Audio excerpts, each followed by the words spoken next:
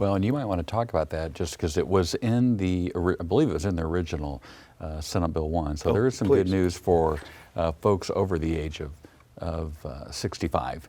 And without getting I don't want to get too much into the specifics, but there is some protections there for those over 65. Now, we also know that there's some interesting language in there for veterans as well, and some other.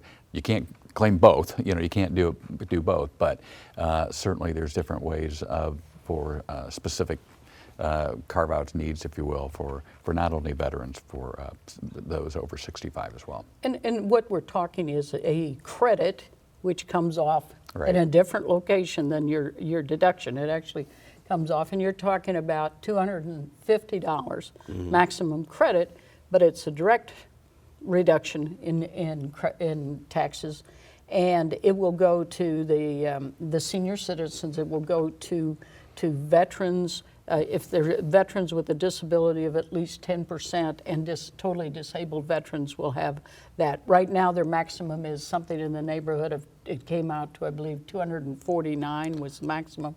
It'll bump it up a little, but it also will be a standard deduction or standard credit that they can take. So there's some compensation, but the confusion is a lot of different categories, which we've done in the past, and many people missed out on those because they simply either didn't know they were there or they weren't aware that they could claim them. And we want to simplify it in such a manner that they can understand their tax bill and reduce it for the majority of Hoosiers.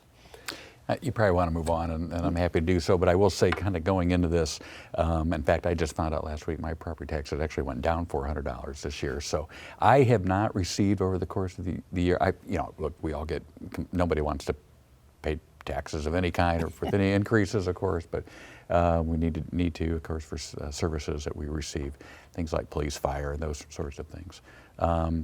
But my biggest concern is that the maximum, what is it, $300, I think, be able to receive. I don't know if folks will even hit that amount. And then again, is that sort of offset by what locals will be able to do? Because there are things in the bill now that they will be able to increase, where you were talking about the rates, where they used to be able to go up to this much of a tax. It's been extended, so there will be some, I assume, down the road.